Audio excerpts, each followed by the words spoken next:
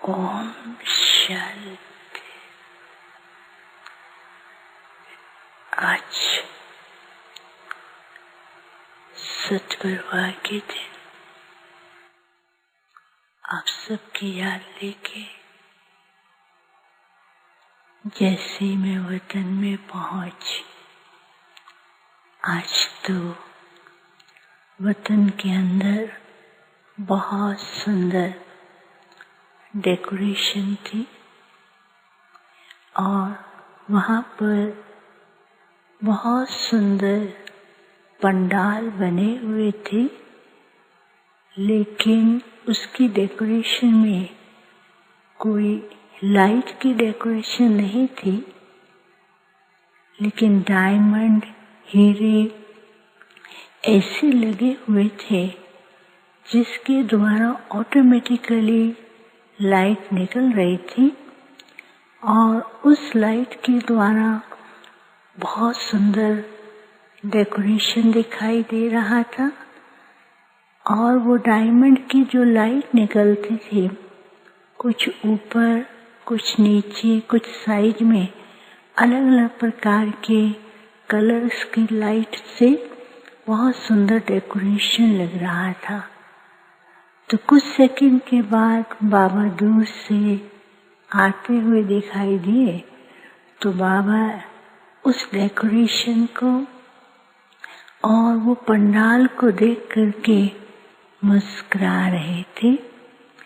तो फिर जैसे बाबा ने ऐसे हाथ किया, तो वो जो पंडाल के कर्टन थे वो ऑटोमेटिकली खुलते हैं और उसके अंदर बाबा देख रहे थे कि फरिश्ता स्वरूप, और फरिश्ता के बाद उनका परफेक्ट स्वरूप ईष्ट रूप में दिखाई दे रहा था।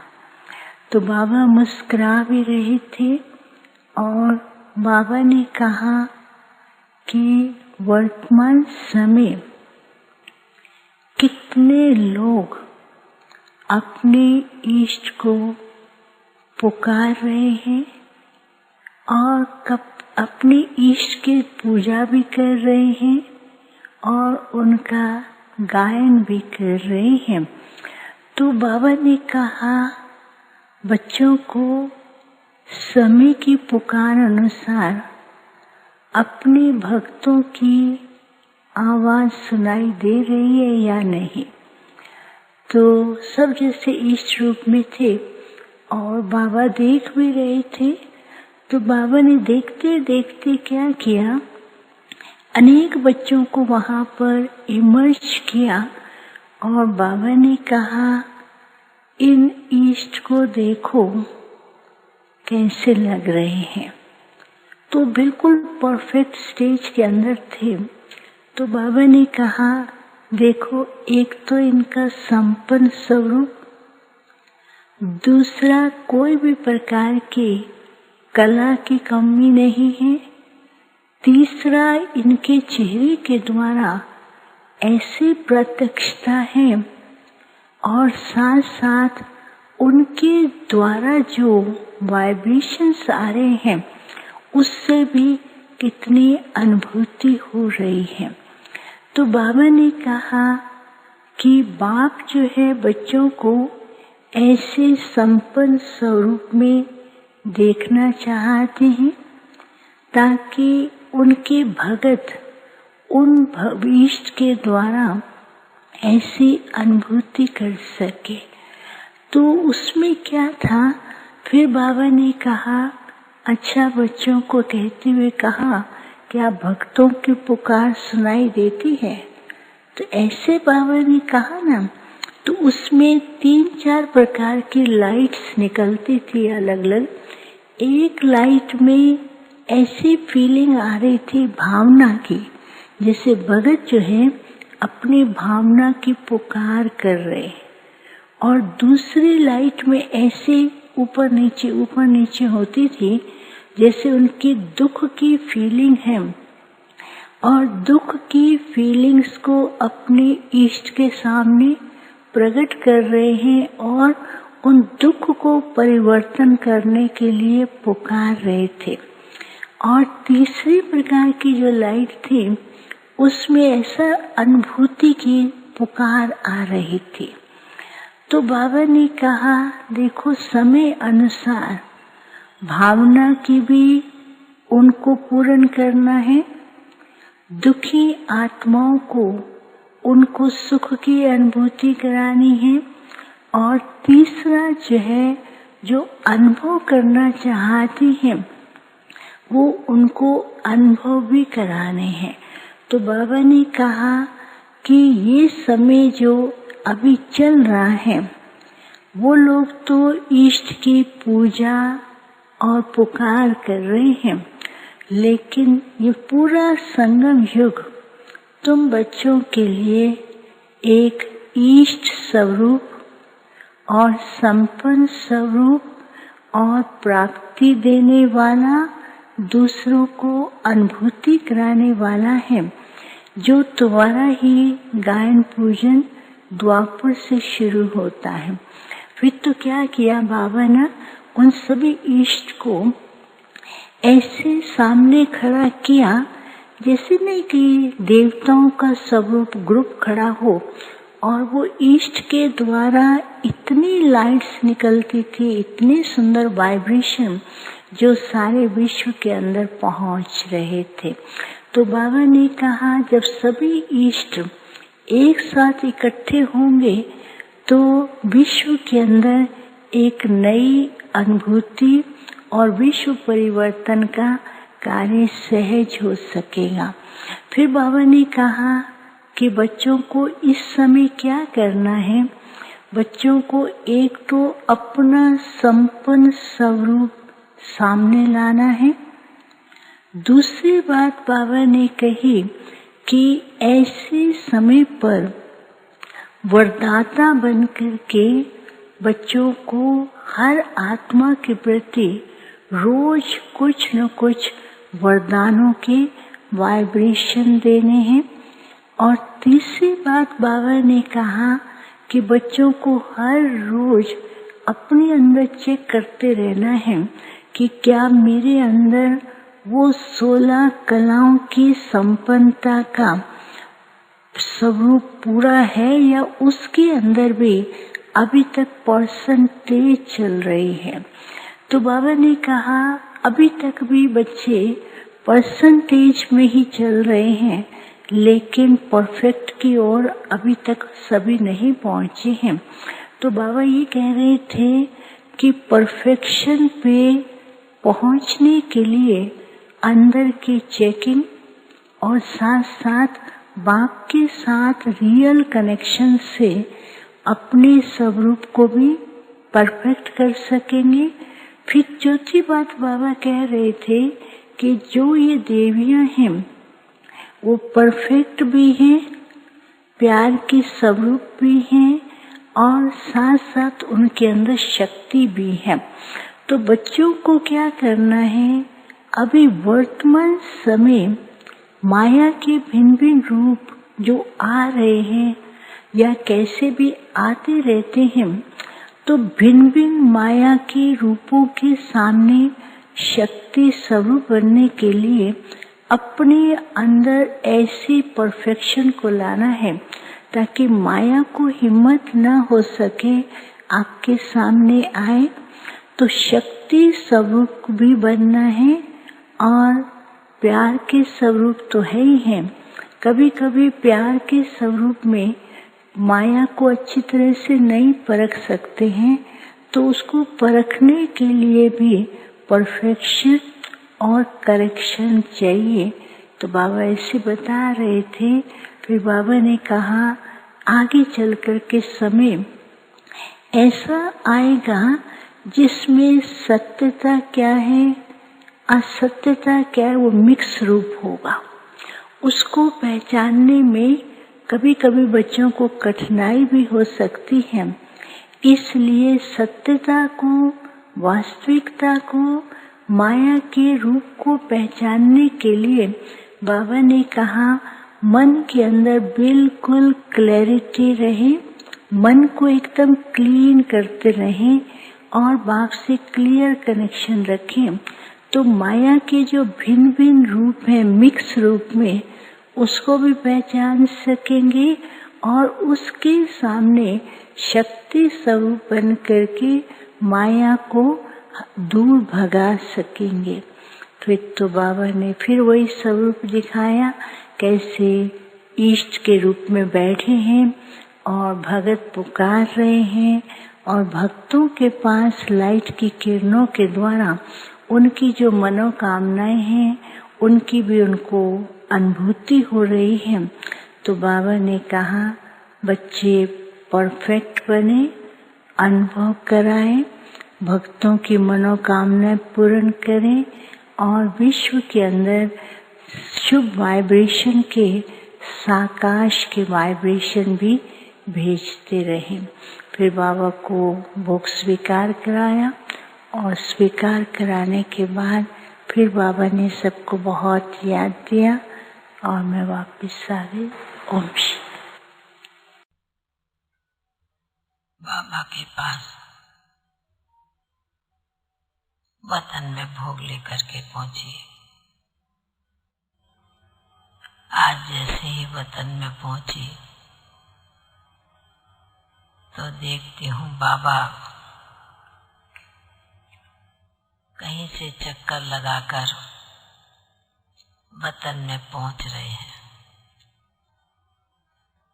क्योंकि सतगुरुवार के दिन बच्चों की याद बाप के पास पहुंचती है।